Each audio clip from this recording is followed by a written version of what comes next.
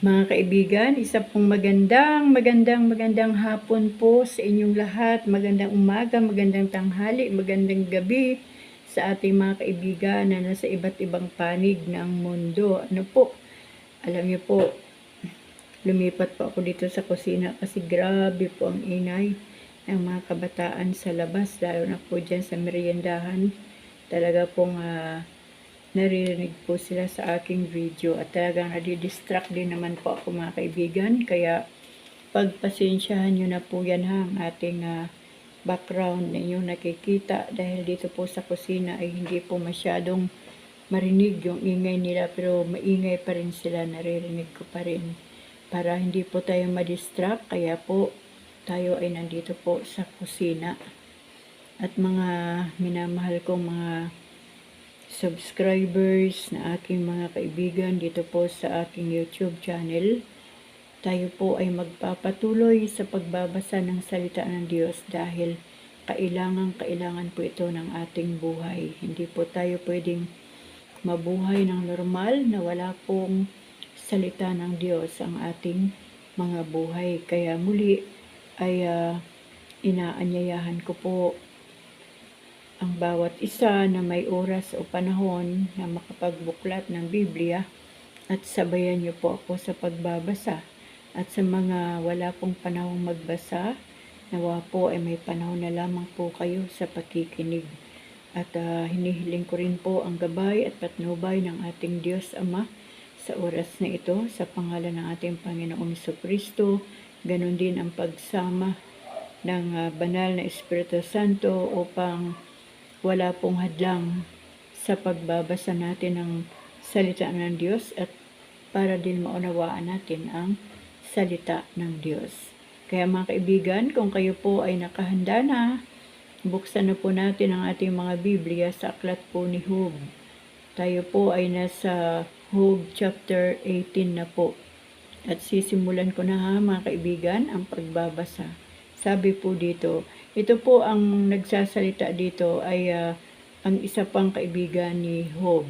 Kaya ang title po nito ay Inilarawan ni Bildad ang wakas ng masama. Chapter 18 verse 1. Dito ko po sisimulan. Sumagot si Bildad, kay rami naman ang iyong idinaldal. Bakit di ka tumahimik at kami ay pakinggan? Bakit itinuring mo kaming parang mga hayop, walang isip, walang bait at mangmang na lubos? Dahil sa galit mo sa sarili ang nananaig, iniisip mong ang tao'y alisin sa daigdig at ang mga bundok ay ibago ng panig. Si Bildad po ay si Job ang kanyang pinagsasabihan. Verse 5, ang ilaw ng masamay tiyak na papatayin, aalisan ng liwanag upang hindi na magningning. Ang liwanag niyang taglay papalitan ng karimlan, sa sandaling ang ningas ng ilaw niya ay mamatay. Ang matatag niyang hakbang ngayon naman ay mabuhay, pagbagsak niya'y nalalapit sa kanya ring kasamaan. Di niya namamalayang sa bitag siya pupunta. Kaya naman nasisilo itong kanyang mga paa. Isang silo ang sa kanya'y inihanda, iniumang. Ang bitag ay nakahanda sa kanyang daraanan. Verse 11.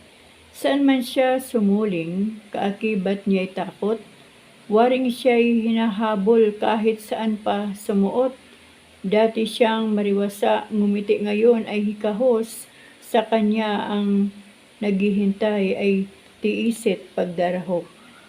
Siya ngayon ay may sakit na halos ay ikamatay. Katawan niya'y nauubos, unti-unting naluluray. Dati siya ay panatag, ngayon takot ang kaakbay. Siya ngayon ay kaladkad sa kayharing kamatayan. May iba nang nakatira doon sa dati niyang bahay nang mabomba na ng gamot at malinis ng lubusan. Ang kanyang mga ugat ay namatay at natuyot, at ang kanyang mga sanga ay nalanta at nabulok. Lahat niyang karangalan ay napawi ng lubusan, kahit bakas ay wala na, pangalan niya ay naparam. At mula nga sa liwanag inihulog sa karimlan, itinapon inialis dito sa sandaigdigan. Isang anak man o apo ay wala siyang naiwan, walang-wala ngang natira sa kanyang sambahayan. Ang lahat ng makarinig sa sinapit niyang kasawian ay pawang nanghilakbot, lahat sila ay natilihan. Ganyan ang sasapitin noong taong walang Diyos, ang buhay ng masasama ay ganyan ang maaabot. Chapter 19. Naniwala si Job sa pawawalang sala siya ng Diyos.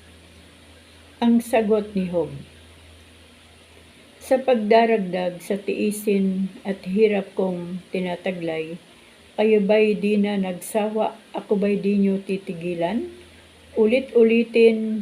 Ulit-ulit na ako ay pinagsasabihan at wala kayong pakundangan na ilagay sa kahihiyan. Ipalagay nating ako'y nagkamali, nagkasala. Ako ang siyang mananagot, hindi kayo, hindi iba. Inaalala ninyong kayo'y mas mabuti kaysa akin. Ang akala ninyo ako'y higit na salarin. Ang batayan ninyo ay ang taglay kong tiisin. Dapat ninyong malamang ang may gawa nito'y ang Diyos. Inumangan niya ako ng bitag sa palibot.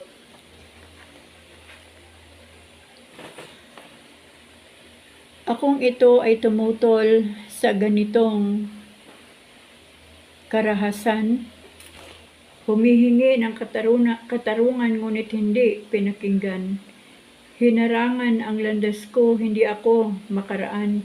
Binalot ng kadiliman ang landas kong lalakaran. Itong aking karangalay inalis niya at tinanggal. Inalis din ang putong ko, pati aking kayamanan. Sa magkabi-kabila ako'y kanyang hinahampas, parang kahoy na binunot at iniwang nakabagsak. Galit niya ay matindi, ang puot ay nag-aalab. Sa akin ang turing niya ay kaaway, isang sukab. Ang hukbo niya ay tinipon at ako ay kinubkob. Sa labas ng tahanan ko may mga kawal sa palibot. Mga kapatid ko'y lumayo sa akin ay humiwalay. Mga dating kakilala, isa-isang nag-alisan. Pati aking kamag-anak, akong ito ay iniwan. Lahat sila ay wala na, pati mga kaibigan. Di na ako makilala ng sa aking nanunuluyan, at sa mga alila ko, ako'y taga-ibang bayan. Ang utos ko sa alilay hindi na rin pinapansin. Kahit ako makiusap, ayaw pa rin akong sundin. Pati na ang asawa ko na sa akin ay nandidiri, mga kapatid ko na sa laman ayaw akong makatabi. Sa akin ay kumukutya, pati mga batang paslit kapag ako ay nakita, hinahamak nilalait. Kaibigan kong matalik sa akin ay nasusuklam at lumayo na sa akin pati aking minamahal. Nakalitaw na ngang lahat itong aking mga buto, hawak na ni kamatayan itong hibla ng buhay ko. Kawawa naman si Job, ano po. Aking mga kaibigan, ako'y inyong kahabagan, at sa galit nitong Diyos, ako'y kanyang ibinuwal.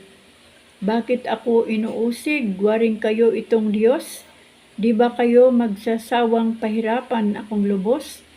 Sana ang sinabi ko'y maitalat, maisulat, at ito ay magawang isang buong aklat, at sa bato'y maiukit itong mga salita ko upang sa habang panahoy mabasa ng mga tao.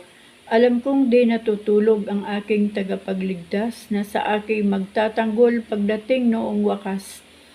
Pagkatapos na maluray itong aking buong balat, ang Diyos ko'y mamamalas kahit laman ay maagnas. Siya'y aking mamamasdan at mukha ang makikita ng sariling mga mata at di ng sinumang iba. Ang puso ko'y nananabik, namamasdan ko na siya. Kung ako ay patuloy at lagi ninyong uusigin pagkat iniisip ninyong ang sala ay nasa akin, kayo sana ay mag-ingat sa tulis ng aking tabak, pagkat bunga nitong puot ay parusang walang puknat. Saka ninyo malalaman may huhukom nga sa wakas. Chapter 20. Inilarawan ni Zophar ang bahagi ng masama. Sinabi ni Zophar, may isang bagay man din na pumasok sa isipan, kaya ako'y napilitang makihalo sa usapan. May narinig yata ako na sa akin ay paghamak, kaya heto ang tugon ko akin ngayong ihahayag. Hindi mo ba nalalaman na buhat pa sa simula nang ang tao ay ilagay sa ibabaw nitong lupa, nang dito'y di mamamalagi ang taong masasama, kahit hanggang langit siya ay tumaas at ang kanyang ulo'y sumuko sa ulap. Tulad ng alabok, ganap siyang mapaparam. Ang hantungan niya'y hindi alam ng sinuman. Siya'y parang panaginip maglalaho sa karimlan, para siyang pangitain hinahabol di abutan. Di na siya makikita ng dating kasama niya, at sa dating tirahan anino man ay wala na. Sasama sa mahihirap yaong kanyang mga anak, kaya manang humuthot, ibabalik niyang lahat. Ang lakas at ang sigla niya sa dati ay tinataglay, kasama niyang malilibing sa alabok na hantungan. Ang lasa sa kasamaan ay tulad ng matamis, ninanamnam sa dila niya samantalang nasa bibig. Itong kanyang kasamaan ay hindi niya maiwan. Anong sarap na pagkain kaya't ayaw pang bitawan. Ngunit ito, nang lunukin dumaan sa lalamunan, wala itong kasimpait, lason lang ang kabagay. Kaya manang kinamkam niya, kanya ngayong isusuka, palabasin nga ng Diyos mula sa sikmura niya. Ang lunukin ng masama ay katulad ng kamandag, na sa kanya ay papatay parang tuklaw noong ahas. Ang mga ilog at batis na dinadaluyan ng pulot-pukyutan at gatas ay di niya mamamasdan. Di rin niya pagkikinabangan ang pinaghirapan, iluluwa niyang lahat ang kanyang kayamanan, pagkat itong mahihirap siniil niya at ginipit. Sinamsam ang mga bahay na di siya ang nagtindig. Pagkat kanyang pagkagahaman ay walang kasiyahan, wala siyang itinira, lahat-lahat ay kinuha, kaya't lahat ng yaman niya ay mawawala sa kanya. Sa kanyang kasaganaan darating ang kagipitan, at siya ay dadagsaan ng matinding kahirapan. Sa kanya ay gagawad ang parusa nitong Diyos, siyang pinakapagkain niya sa kanya ay ibubuhos. Kung siya may makaligtas sa tabak na yaring bakal, ang palaso namang tanso ang sa kanya ay magbubuwal. Kapag ito'y itinudla sa apdo niya ay tutusok, kung makita niya ito, manginginig siya sa takot.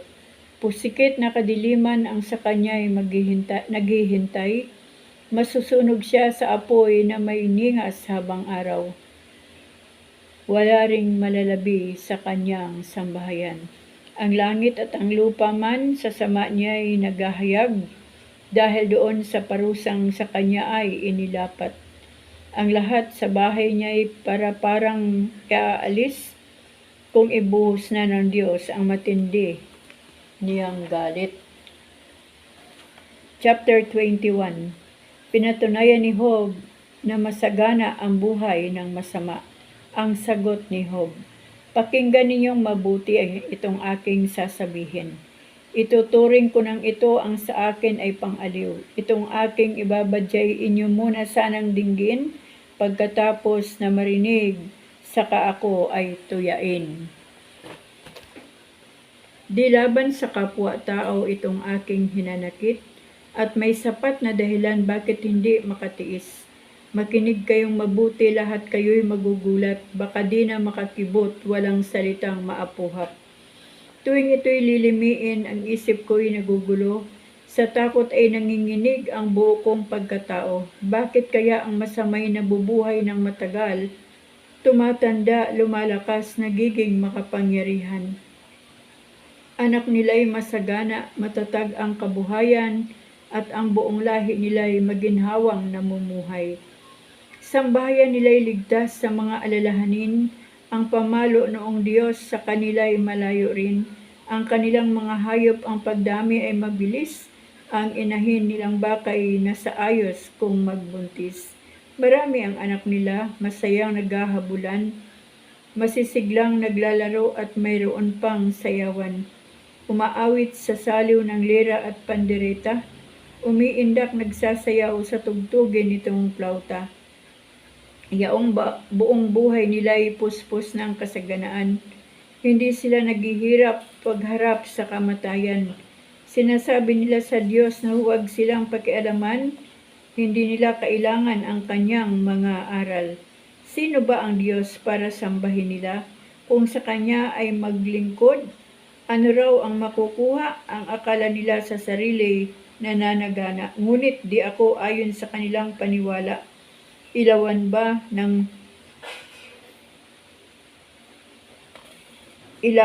ng masamay makailan ng pinatay?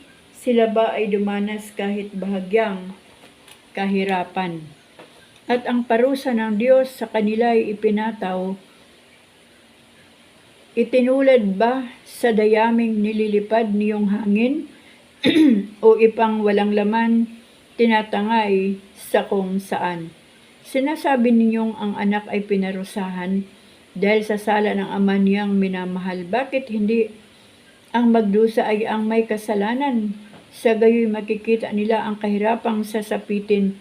Sa parusa ng Diyos sila ang pagdanasin. Ano pa ang pakialam niya sa sambahayang maiiwan? Sa sandaling siya sa daigdig ay pumanaw. Sino ang makapagsasabi ng nararapat gawin ng Diyos? Sa kanya na makapangyarihan sa buong sansinukob. Isang tao ang namatay sa gitna ng kasaganaan, panatag ang katayuan, maginhawa nga ang buhay. Katawan niya ay mabilog, larawan ng katabaan, malangis ang balat niya, patunay ng kalusugan. Mayroon namang ibang namatay sa kahirapan ni hindi nakalasap ng bahagyang kabutihan. Ngunit tila ay parihong sa alabok na hihimlay at kapwa inuud ang kanilang katawan. Alam ko kung ano ang binabalak ninyong gawin at kung anong masamang iniisip niyo sa akin. Tiyak na itatanong ninyo ang magagarang tahanan ng mga taong nabubuhay sa lusak ng kasamaan. Di ba ninyo naririnig sa mga manlalakbay? At ang sinasabi nila'y di ba ninyo pinaniniwalaan? Sa panahon ng kahirapan at kasawiang palad, di ba't ang masama ay laging naliligtas?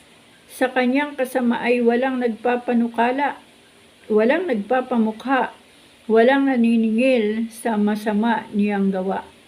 Kapag siya ay namatay at inihatid sa hukay, marami ng tanod, marami pang patnubay. Sa kanya ay matamis ang ihatid sa libingan dahil sa malabis na sa kanya ay parangal. Ngunit kayo, salita ay walang kabuluhan pagkat lahat ng sinabi ninyo'y pawang kasinungalingan. Chapter 22. Ang bintang ni Eliphaz kay Job. Ang sagot ni Eliphaz, ang tao ba'y may maitutulong sa manlilikha? Kahit marunong siya o kaya ay dakila, sa Diyos ba'y may halaga kung ikaw ay matuwid? May pakinabang ba siya kung ikaw man ay malinis? Di dahil sa mabuti ka kaya kanya sinasaway? Ang parusa niya sa iyo'y di dahil sa kabutihan. Napakalaki ng iyong kasamaan, walang kapantay, kaya ikaw ay kanyang pinarurusahan. Mga kababayan mo'y iyong hinuhubaran bilang sangla sa kanilang mga utang. Di mo binigyan ng inumin ang mga nauuhaw, ang mga nagugutom pinagkaita ng tinapay. Lakas mo ang ginagamit kaya lupa'y nakamkam. Ang pinipili mo pa'y yaong pinakamainam. Mga babaeng balo, iyong pinagtatabuyan, at ang mga ulilay isinasadlak sa kawawang kalagayan. Kaya naman sa landas mo, ang patibong ay nagkalat, at ito ang sa iyo'y nagdudulot. Dali po mga kaibigan. At ito ang sa iyo'y magdudulot nga ng sindak. Mata mo'y nadirimlan kaya di ka makakita, kaya tubig nitong baha ay natatabunan ka. Ang Diyos ay naroon sa kalangitan at ang mga tala ay pinanununghan. Gayon may sabi mo, Diyos ay walang nalalaman, kaya hindi makahatol mula sa langit na luklukan. Pagkat siya'y nasa likod ng makapal na ulap, kaya naman akala mo'y di kanya namamalas. Tignan mo na lang ang daang nilakaran ng masama. Tutularan mo ba iyon pati ng kanilang gawa? Silang lahat ay pumanaw ng wala sa panahon ng tangayin yung agos na nasira ang pundasyon. Sila yaong mga taong sa Diyos ay tumalikod, paniwalay walang buting idudulot itong Diyos, samantalang ang lahat na sa kanila'y ibinigay, kaya ang dahilan nila ay hindi ko mawatasan. Natutuwa ang matuwid, ang mabuti nagagalak. Kapag nakita nilang ang masamay na pahamak, sabi nila, ang mga kaaway natay bumagsak at nilamon pa ng apoy, ari-ari ang di nawasak. Pahinuhod ka sa Diyos, makipagkasundo ka sa Kanya, ang buhay mo'y sagana at magiging maginhawa. Iyong dinggin at namnamin Kanyang mga pangungusap, sa isip mo at damdami itanim na lahat-lahat. Manumbalik ka sa Diyos, ikaw ay magpakumbaba, at layuan mo ng lubos ang lahat ng masama.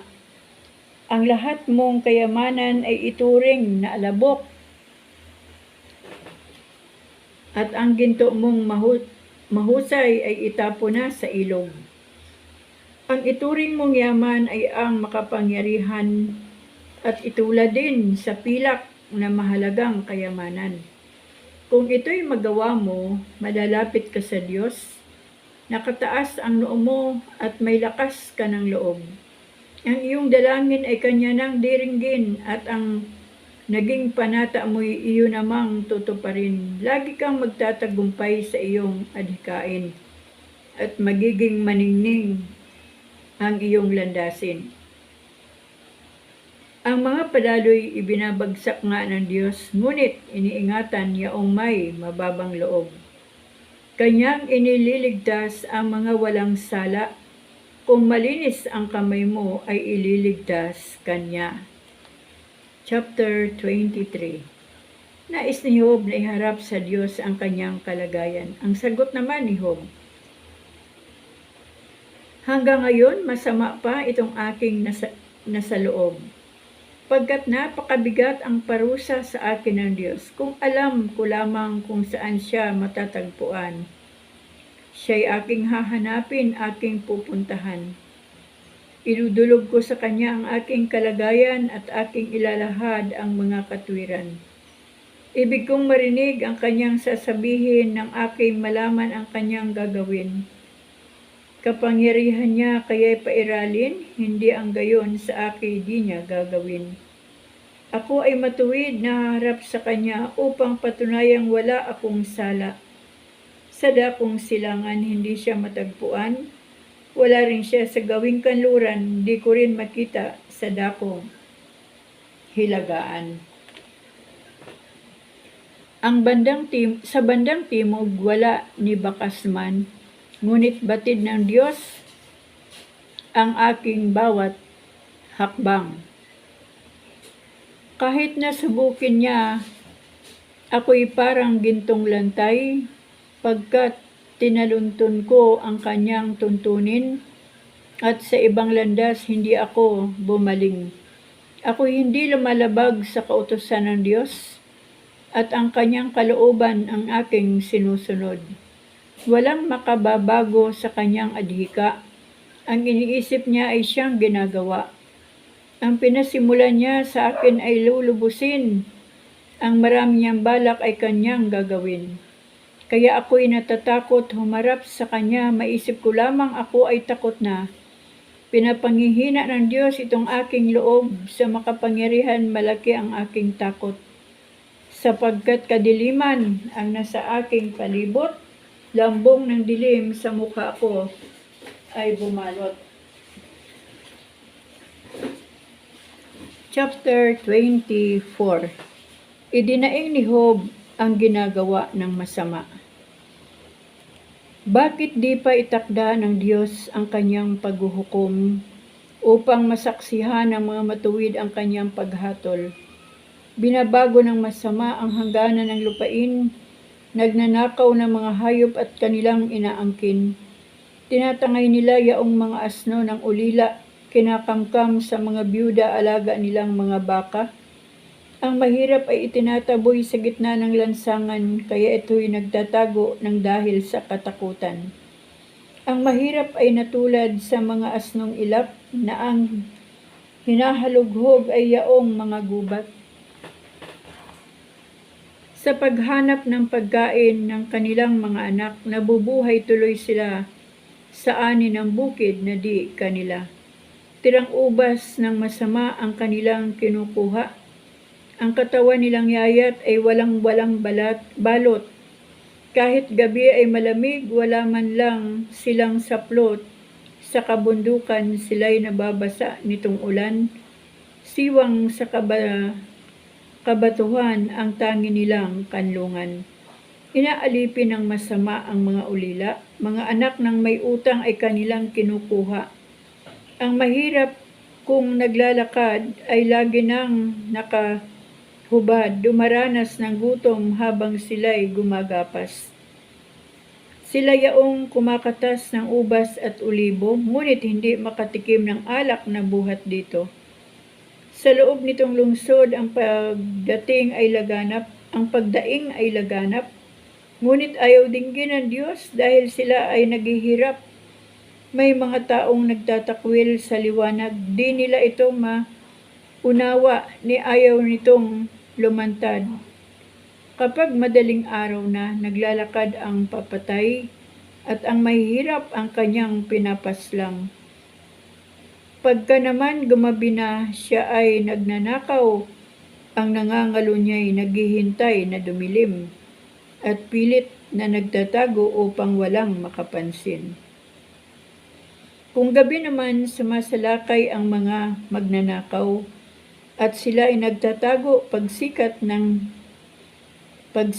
yaong araw, pagkat sa liwanag sila'y pawang natatakot, ngunit pag madilim na'y panatag na yaong loob. Sinabi mo, ang masamay parang yagit sa ibabaw ng tubig.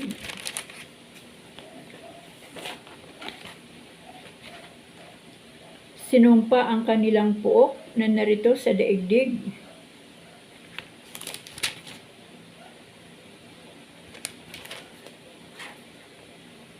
Sa ubasan nila'y niwalang mga has lumapit, kung paanong ang yelo ay nawawala pag mainit.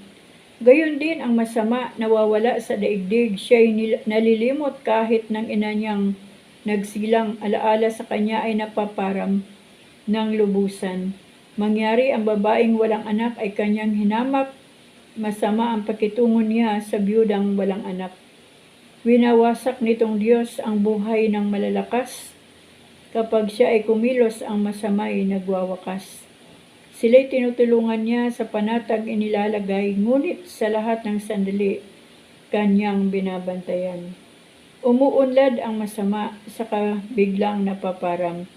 Natutuyo rin kagaya ng bulaklak ng halaman. Parang bungkos ng pananim na binunot sa taniman, sino ang makatututol sa lahat kong sinasabi, sa mga inilahad ko ay sino nga ang tatanggi? Chapter 25. Walang matuwid sa paningin ng Diyos. Ito ang sagot ni Bildad. Makapangyarihan ang Diyos, dapat siya ang katakutan. Naghaharing mapayapa sa buong sangkalangitan. Ang mga lingkod niyang anghel ay hindi mabibilang at wala nang hihigit pa sa kanyang kaningningan. Masasabi ba ng tao na siya nga ay matuwid? Gayong walang isinilang na sa daigdig ay malinis. Sa paningin nitong Diyos, ang buwan may walang ningning at kabilang na marumi pati mga bituin. Gaano pa ang tao na isa lamang hamak na uod? May halaga kaya siya sa paningin nitong Diyos? Chapter 26. Inihayag ni Job ang kapangyarihan ng Diyos.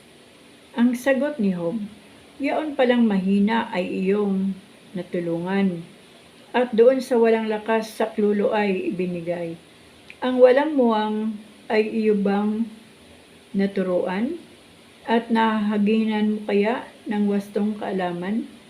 Sa palagay mo'y sino ang makikitang sa iyo at kaninong espiritu ang sinasabi mo? Sa takot ay nanginginig maging yaong kalaliman. Ganon din itong dagat at ang dooy nananahan.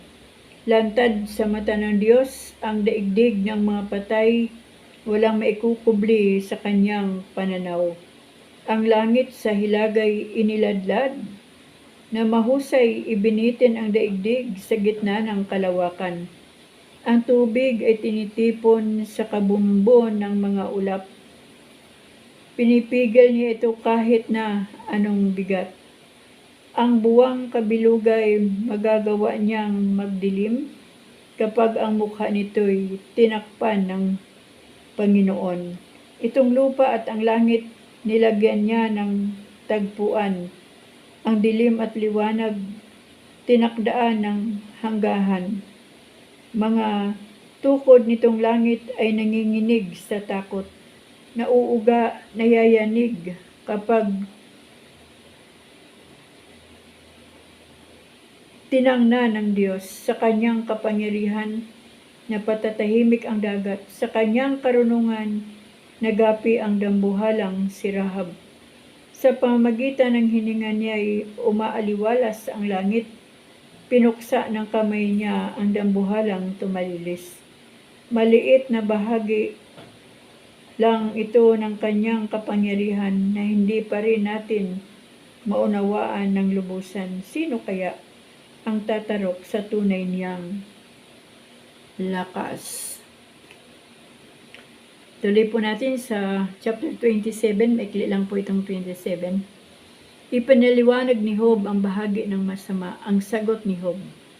Dinig ng Diyos na sa akin nagkait ng katarungan, nang makapangyarihan dulot sa akin kapaitan, habang ako'y nabubuhay, sa tabi ko'y di namutawi, yaong kasinungalingan ang aking sasabihin ay pawang katapatan. Hindi ko matatanggap na kayo ay may katwiran. Igigiit kung ako ay walang kasalanan. Ipaglalaban ko itong aking karapatan. Malinis ang aking budi, walang dungis kaunti man. Nawa ang lahat ng sa akin ay lumalaban, siyang parusahan tulad ng makasalanan.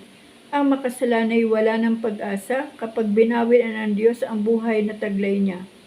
Dinggin kaya ng Diyos ang kanyang panawagan? Kapag siya'y sumapit sa hirap at kaguluhan, siya kaya ay manalig sa makapangyarihan at humibik sa kanya sa lahat ng araw. Ang kalooban ng Diyos sa inyo'y sasabihin, at aking ihahayag ang ibig niyang gawin. Ang lahat ng ito'y inyo namang nalalaman, gayon man salita ninyo'y pawang walang kabuluhan. Ang sagot ni Zophar, sa masama ay ganito ang inihanda ng Diyos, sa mararahas ay itong ganting iaabot. Magkakaanak sila ng marami, ngunit papatayin sa tabak at daranas ng gutom ang kanilang mga anak. Ang buhay na matitira, salot, ano ba ito? Sandali po. Salot naman ang papatay. Ang kanilang mga balo, hindi sila tatangisan. Kahit siya makatipo ng malaking kayamanan o kaya ay magkaroon ng maraming kasuotan, isa man sa mga yaoy di niya pakikinabangan. Mapupunta sa matuwid ang lahat niyang kayamanan. Sapot lamang ng gagamba ang katulad ng kanyang bahay, o para lamang silungan noong mga bantay. Matutulog ang mayaman, ngunit hanggang doon na lang, pagkat ari-arian niya ay hindi na magigisnan. Kasawi ang sunod-sunod, ang sa kanya ay daratal, tatangayin ang ipo-ipo sa gitna ng kadiliman. Matinding hangin sa silangan ang sa kanya ay tatangay, mawawala tuloy siya at di na matatagpuan. Patuloy siyang babayuhin ng walang pakundangan, hindi siya makatatakas kahit na gustuhin man. Sa kanyang mga kamay siya hahawakan, kahit ano ang mangyari ay hindi bibitawan. Ayan po mga kaibigan, hanggang sa chapter 27 po tayo. Alam niyo po ang tagal ng sagutan ng mga magkakaibigan na ito. Yung mga kaibigan ni Job ay talagang naniniwala po sila na si Job po talaga ay nagkasala. Kaya siya pinarusahan ng Diyos. Pero sa una pong bahagi ng Job, si Satanas po ang nagbigay ng pagsubok kay Job at pinahintulutan naman ng Panginoon dahil nais na makita ng Diyos yung pagkamatuwid ni Job na sa gitna ng kahirapan na kanyang dinanas at kalungkutan ay naroon pa rin ang pagtitiwala ni Job sa Panginoon. Kaya kung minsan talaga mga kaibigan, ang mga kaibigan natin na hindi malawak ang pangunawa at walang totoong malasakit sa kanilang kapwa kaibigan ay talaga pong magsasalita lang ng magsasalita pero hindi po dinadama yung damdamin ng pinagsasalitaan. Gaya ni Job, lalo na si Job. Alam na alam ni Job na siya'y matuwid. Kita nyo nga po doon sa mga unang bahagi ng Job ay siya po ay nagsusunog ba yun? O nag-aalay kay Yahweh para sa kasalanan ng kanyang mga anak, kasi sabi niya, hindi niya alam kung anong ginagawa ng kanyang mga anak, baka nakagawa ng kasalanan. Kaya sa pamagitan ng kanyang pag-alay, yun po ay kaparaanan ng pagsisisi. Kaya ito si Job sa kanyang sarili ay talagang alam na alam niya na siya po ay matuwid na tao sa harapan ng Panginoon. Pero kung tatanungin natin, bakit kaya pinahintulutan ng Diyos na mangyari? Alam niyo po yung mga bagay na nakikita ko dito. Bakit nawala ang mga anak lahat? Bakit namatay? Bakit lahat ng mga hayop ni Job na alaga ay nawala? Bakit may persecution para ay mula sa kanyang asawa? Bakit nilayuan na siya ng mga kamag-anak o mga kaibigan? Alam niyo mga kaibigan, no? Marahil may nakita ang Diyos sa future na kapag patuloy niyang pinagpala si Job, ay baka nga si Job ay magmalaki din, magyabang, o baka naman sinubok lang, pinahintulutan lang ng Diyos na subukin ni Satanas si Job upang makita ng Diyos kung hanggang saan ang pagmamahal at pananalig ni Job sa Diyos. At masubok din kung hanggang saan ang pagmamahal at pagmamalasakit ng kanyang mga kamag-anak at mga kaibigan. At makita din ni Job kung hanggang saan lang yung kapasidad ng pagmamahal sa kanya ng kanyang asawa. Marami pong marami pong mga bagay na nakikita natin dito sa buhay ni Job. Pero totoo po na si Job ay matuwid. Hindi po ang Diyos ang sumubok sa kanya, kundi pinahintulutan lang ng ating Diyos si Satanas na subukin si Job kung hanggang saan ang kanyang pananalig sa Diyos. Kaya mga kaibigan, kapag meron pong mga tao, nung araw ito pong bahay namin ito ay miya't maya po ay may tao. Iba-iba pong problema ang isinisiwalat sa akin dahil ng mga panahon na yun, hindi ko po talaga alam bakit ang mga tao ay ako ang pinupuntahan kapag may mga problema, mga kapatiran, kapitbahay, kakilala. Born again man at hindi, ay dito po sa bahay pumupunta at tinatanong ako, humingi ng payo, humihingi ng tulong. At doon ko po napag-isip-isip, hindi po tayo basta-basta lang magsasalita o magbigay ng opinyon o magbigay ng advice sa taong may problema at sa mga taong nasa gitna ng kalagayan na mahirap, kasi baka magkamali tayo, di po ba? Kasi hindi po natin alam kung yung kanila bang naranasan na mga pagsubok ay sanhi ng kanilang pagkakasala sa Diyos. May nagawa ba silang kamalian sa Panginoon kaya po sila naparusahan? Si Job po walang kasalanan, pero nagpahintulot ang Diyos na si Job ay makaranas ng mga pagsubok. Nakulang na lang siyang itakwil ng mga tao na ultimo yung mga paslit, sabi niya, ay kinukutya siya dahil siya ay mabaho, punong-puno ng sugat ang kanyang katawan. Sino pa po ba ang maniniwala kay Job? Yung ganong klaseng uri ng tao kapag nagsabi na, ay ang Diyos ay mabuti, ang Diyos ay nagpapagaling, tapos yung sariling sugat ng kanyang katawan ay hindi gumagaling, meron po bang maniniwala? Di po ba? Wala. Kaya naidaing natuloy ni Job sa Panginoon na sana kuhanin na lang siya. Sana hindi na lang siya ipinanganak. Kung ganun lang din naman ang kanyang sasapitin.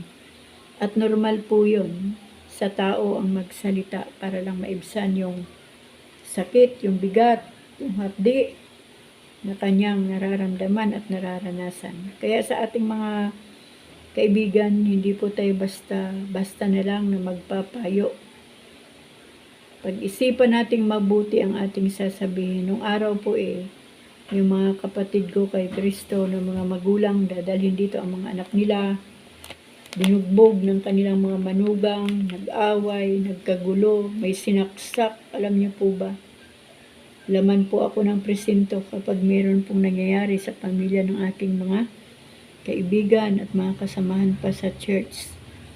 Kaya yung isang anak po ng kaibigan ko, tinanong ko po siya dahil ang sabi niya, gusto na niyang humiwalay sa kanyang asawa dahil binugbog siya. Tinignan ko, bata pa. Ang tanong ko lang po ay ganito, kung hihiwalay ka ba sa asawa mo, kaya mo bang mabuhay na walang lalaki sa buhay mo? Umiyak po siya at sinabi niya, hindi ko po kaya. Pues, kung ano man ang pagkakamali ng asawa mo o baka may pagkakamali ka din, kung ano yung pinag-awayan ninyo, mas mabuti pang umuwi ka na lang at pag-usapan yung mabuti. Kasi kung hiwalay ka tapos mag-aasawa ka lang din naman ulit, ay patuloy ka lang na magkakasala. Ano po?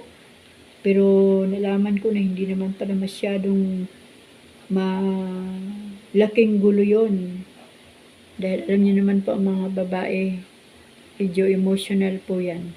At sa awa po ng Diyos hanggang ngayon ay nagsasama sila.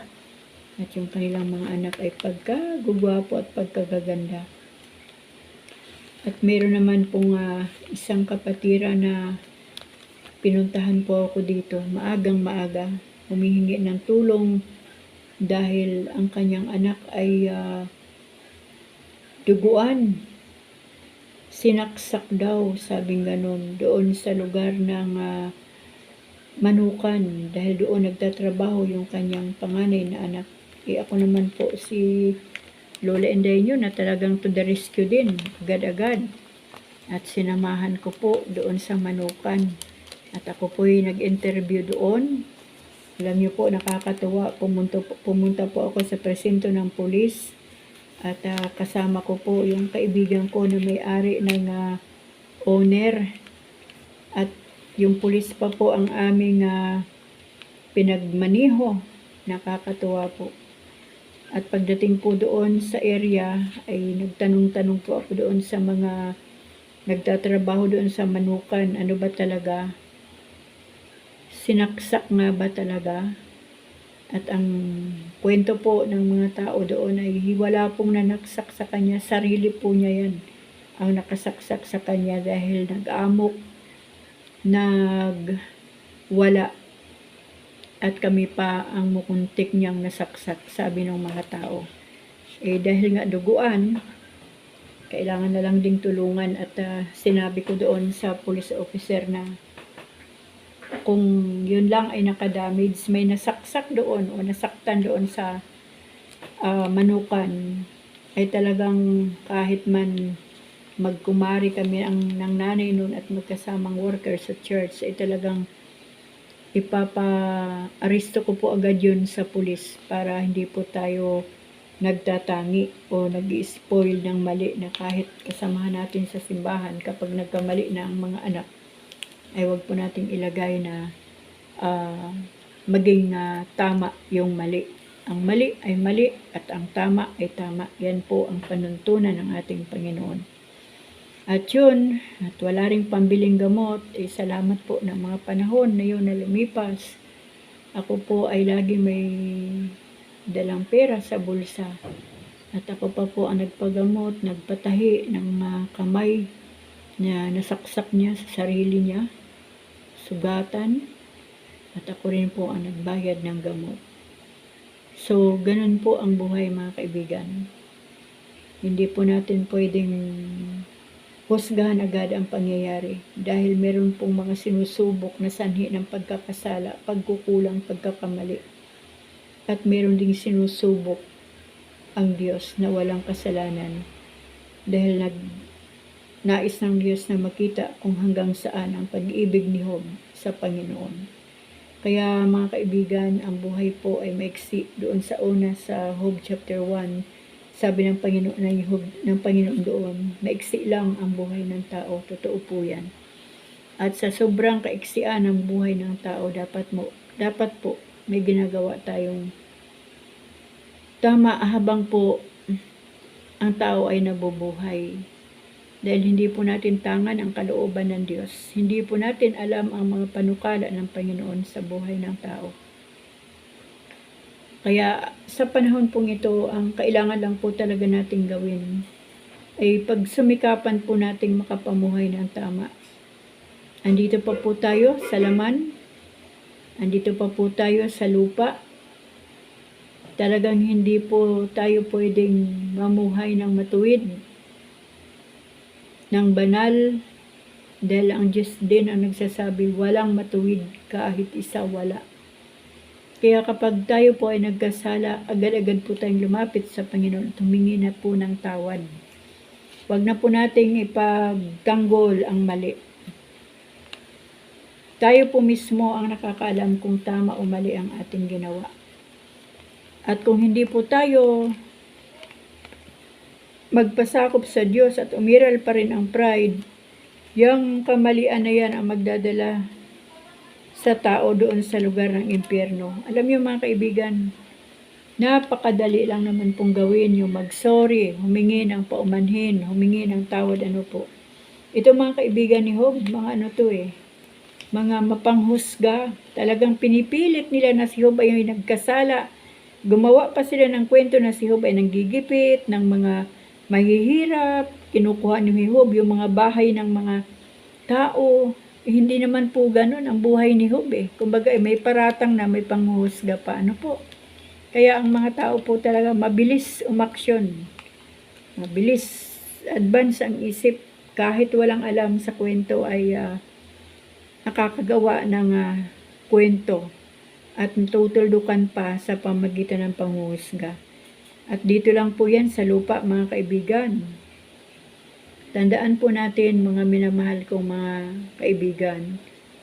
Sinabi po ng Panginoon dito rin sa kanyang salita, doon po sa New Testament. Hindi ko na lang maalala kung saan yun banda. dadaanan din po natin yan, na ang sanlibutan, ang naghahari dito ay si Satanas. Dahil hindi po ito ang langit. Ito po yung uri ng mundo na lahat ay pwedeng gawin ng tao.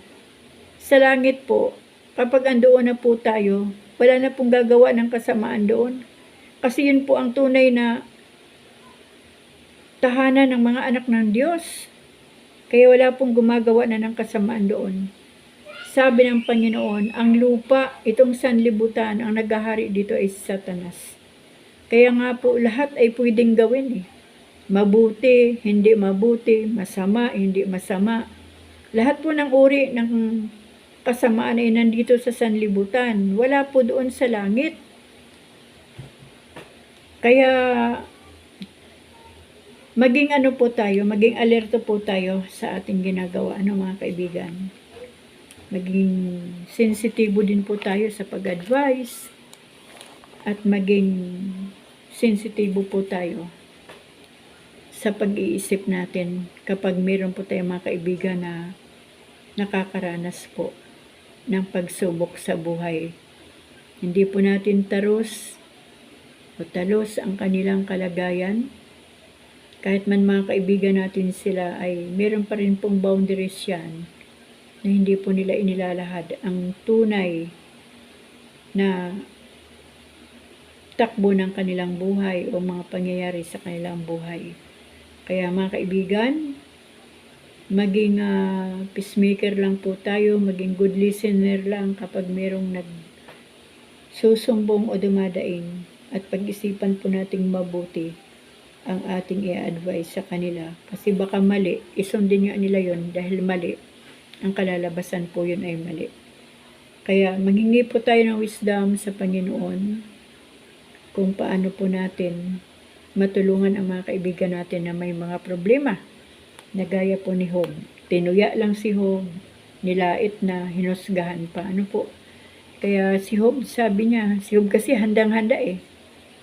Sinabi niya, nung pumarito siya sa lupa, wala siyang dala kahit ano. Kaya pwede rin siyang umuwi o umalis na wala ring dala. Kaya yan lang po ang kagandahan sa puso ni Job. Aminado siya at tanggap na tanggap niya po ang sitwasyon. So, yun lang mga kaibigan, nawa po ay may nakuha po tayong magandang balita at magandang aral sa buhay ni Job. At nawa po ay atin pong kauhawan ang salita ng Diyos na sa bawat araw ay ito po ang magbibigay ng kalakasan sa ating espiritual na pamumuhay. Hanggang dito na naman po muli magtatapos ang ating pagbasa ng salita ng Diyos sa araw na ito at loobin ng Panginoon. Sa araw ng bukas po ay makapagpatuloy tayo. At mga kaibigan muli, maraming salamat sa Diyos sa inyong mga buhay. Maraming salamat sa Diyos dahil nandyan kayo at patuloy na nakikinig, binubuklat ang aking YouTube channel kung ano ang laman nito. Kaya mga kaibigan, hindi po kayo nagkamali sa pagbuklat ng aking YouTube channel. Marami po kayong malalaman dito. Higit sa lahat, ang salita ng ating Panginoon. Patuloy po tayong mamuhay ng tama, nagamit ang salita ng Diyos. Patuloy nating sundin ang tuntunin o salita ng Panginoon upang sa ganon, hindi po tayo mailigaw ng kahit sino man. Hanggang dito po muli ang ating pansamantalang pamamaalam sa isa't isa o pagpapaalam sa isa't isa. Pagpalain po tayong lahat ng ating Panginoon. Magkita-kita po tayo bukas. Amen.